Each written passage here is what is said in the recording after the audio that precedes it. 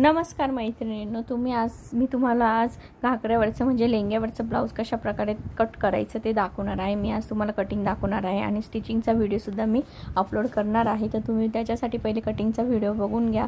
तर मी सर्वात आधी काय केलेलं आहे, 1 टक्स प्रमाणे मला ब्लाऊज रेडी करायचा आहे। तर उंची ही 14 आहे आणि त्याच्यामध्ये 1 इंच ॲड केलं म्हणजे 15 ॲड केलेलं आहे आणि शिवून ती 14 तयार होईल। तर खांदा मी 5.5चा टाकलेला आहे आणि मुंडा 5.25चा टाकलेला आहे। तुम्ही बघू शकता। छाती माझी ही 8 आहे, तर 8 म्हणजे 32 आहे आणि 32चा चौथा भाग म्हणजे 8, त्याच्यामध्ये 2 इंच ॲड करून मी 10 टाकलेला आहे। तुम्ही बघा, अशा प्रकारे मी हा बॅग तयार करून घेतलेला आहे आणि आपल्याला त्याचप्रमाणे फ्रंटसुद्धा तयार करायचा आहे। तुम्ही बघू शकता 1 टक्समध्ये, आणि जेवढं छातीचं माप आहे त्याचप्रमाणे सरळ कमरेचं पण टाकायचं आहे, कारण की खाली आपल्याला 1 टक्स टाकायचा आहे 1 टक्सचा, म्हणून तो बरोबर आपल्या 28 कमर घेराप्रमाणे तयार करायचा आहे। आता तुम्ही बघा, हे अशा प्रकारे लेंग्यावरचं ब्लाऊजला ऑलरेडी प्रिंट आलेली आहे।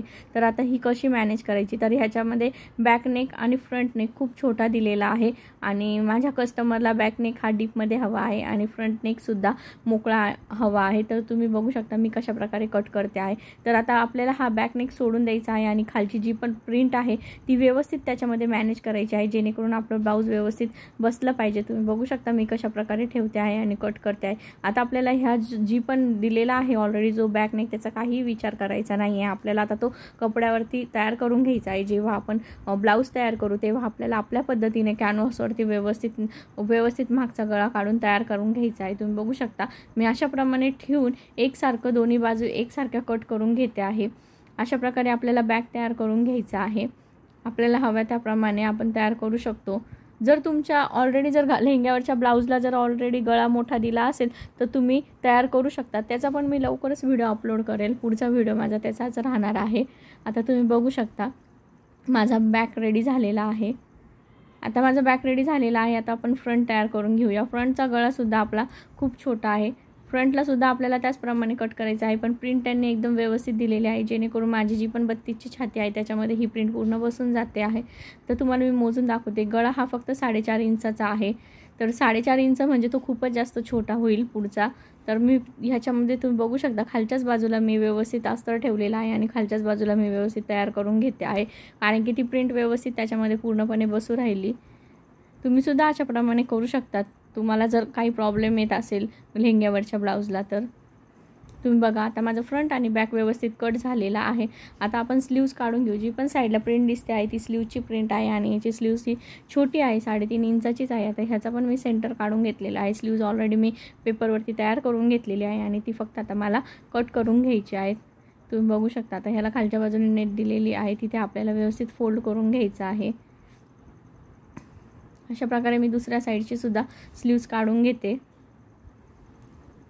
स्लीव्जला आपल्याला अस्तर लावायचं नाही आहे, स्लीव्ज ही तशीच हवी आहे त्यांना। आता तुम्ही बघू शकता मी स्लीव्ज कट करून घेतलेली आहे आणि याला खालच्या बाजूला एक फोल्ड होईल आणि मधल्या बाजूने हात शिलाई येऊन जाईल, म्हणजे बाहेरून टिप दिसणार नाही। आणि आता आपण कॅनव्हासवरती गळे रेडी करून घेऊया। आपलं व्यवस्थित प्रमाणे कटिंग तयार झालेलं आहे, तुम्ही बघू शकता। आता आपण कॅनव्हासवरती गळे तयार करून घेऊया। आता मी बॅक साईडचा गळा तयार करून घेते आहे कॅनव्हासवरती। त्याला मी गळा रुंदी ही 2.5 इंचाची टाकलेली आहे आणि खालच्या बाजूला सुद्धा आपल्याला 3 ते 3.5 इंचाचा आकार देऊन त्याला बाहेरून ड्रॉ करायचा आहे। आता हा आपला पहिले फ्रंट तयार करून घेऊया। फ्रंट हा 2.5च्याच बॉक्समध्ये तयार करून घेतलेला आहे मी। तुम्हाला थोडा डीपमध्ये हवा असेल तर तुम्ही खालच्या बाजूला 3चा माप देऊन थोडासा डीपमध्ये सुद्धा देऊ शकतात।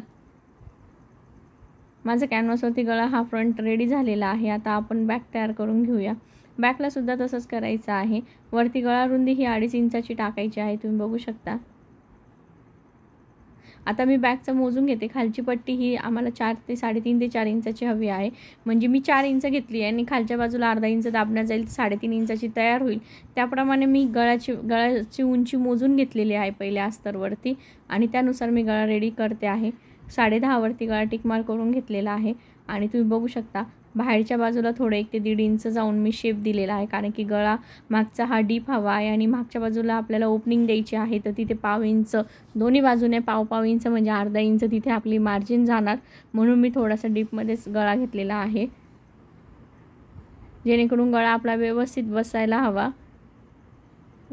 याचा सुद्धा नॉच काढून घ्यायचा आहे, सेंटर काढून घ्यायचा आहे आणि मधल्या बाजूला जिथे पण पेनाने ड्रॉ केलेला आहे तो आपल्याला कट करून घ्यायचा आहे। पूर्ण कट नाही करून घेतलेला आहे मी, वरती अर्धा इंच तसंच ठेवलेला आहे। आणि आता तुम्ही बघू शकता हे अस्तरचे जे तुकडे उरलेले आहेत त्याच्यावरती आपल्याला गळा ठेवून व्यवस्थित प्रेस करून घ्यायचा आहे। दोन्ही पण भाग आपल्याला असेच ठेवून व्यवस्थित प्रेस करून घ्यायचे आहेत।